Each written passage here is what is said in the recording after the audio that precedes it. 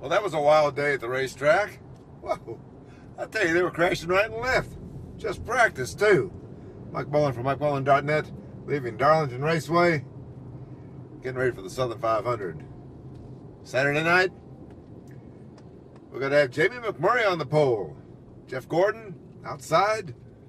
And I tell you, these double file restarts, this is the last track at which we're debuting the double file restarts, and the drivers are scared. Let me tell you, I was talking to Mark Martin. He said, I wish you hadn't brought that up. I don't even want to think about it. Double file restarts on a one groove racetrack at 200 miles an hour. Jimmy McMurray was over 180 miles an hour all the way around the track, meaning he's going more than 200 miles an hour into the corners. That's way too fast for a track that was designed to run around at 85 miles an hour back in the 50s. But that's what they're going to do. We'll see how that's going to work out on the starts and on the restarts. Double file restarts. I tell you, that might really be some heartburn for some of these guys. They're saying they can go too wide into the first turn, the old third turn, but coming off two, old turn 4, you remember old turn 4 at Darlington, that's going to be the trouble. That's going to be the trouble spot. That's where they're going to have to tighten things up and figure out how to come off. Denny Hamlin says, depends on who wants to be nice and who doesn't. I haven't seen too many of these guys playing nice lately. We'll have to see if they really want to play nice on some of these restarts and try to make it around to the finish. Remember, last year it was like 17 caution flags, took over 4 hours, and they were just crashing right and left. Well, they already got 6 or I think it was 7 cars went to backups this afternoon, including Kyle Busch. He scraped the wall, said just like cosmetic damage, but they decided after qualifying he was only 39th quickest. They better change and try something different for the 500. Same thing with Dale Earnhardt Jr. 2 laps into practice and he's on the wall, and they went to a backup 2. Said they weren't quite sure if they might have had some hidden damage or not, so they're going to play it safe. Clint Boyer in the wall.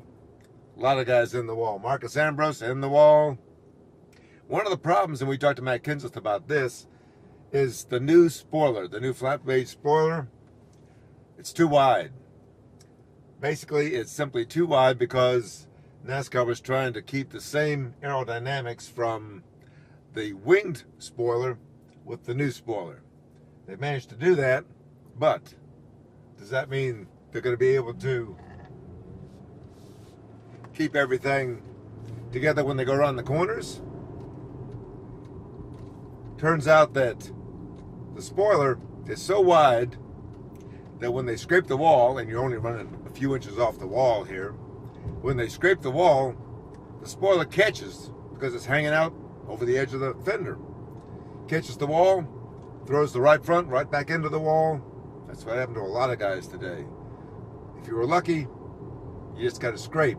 Darlington stripe. A lot of Darlington stripes today. If you were not lucky, you went to a backup. And I tell you, the way they were knocking them up today, it's going to be a hard day. A hard night's work Saturday night in the Southern 500. We talked to Kevin Harvick briefly, very briefly, about, say 25 seconds. Asked him how the day was going. Ain't going with a bloopy, bloopy, bloopity, bloop. And then we asked him, well, how's that contract negotiations going? Because we heard last weekend he was had a possible shot at getting the Budweiser sponsorship to take over for Shell, which is leaving at the end of the season. Oh, that was the end of the conversation. He stormed off. Not in a good mood. Well, you'll have that at Darlington. It's a tough racetrack. Tough racetrack. And this looks like an unusually tough weekend. Hot, 90 degrees. Oh, blazing hot. Sunburn. Better get your SPF 30 out for this one. Fortunately, the 500 is going to be at night. A little cooler, not much. Goodyear's tires, they actually get faster as the race goes on. Amazing. We were talking with Stu Grant about that. Says the tires look really good. No wear. Lap 15 on Tony Stewart's car was faster than lap 1. What that means is you don't have to stop for tires. Except fuel up every 100 miles or so. Could make for some interesting strategy at the end of the race. The The last couple of races, heck, most of the season, gets down to 15 or 20 laps to go. You think track position means an awful lot, and the whole field comes down to get fresh tires, because fresh tires have been meaning an awful lot. But this time, I think track position, one groove racetrack, double file restarts. Denny Hamlin was joking. He said, if we get one green, white, checkered, we're going to get all three. NASCAR put the 3 maximum rule in there at Daytona. 3 green, white checkers like we saw at Talladega. Could very well happen here. I figure the last man standing, oh, I don't know who that's going to be.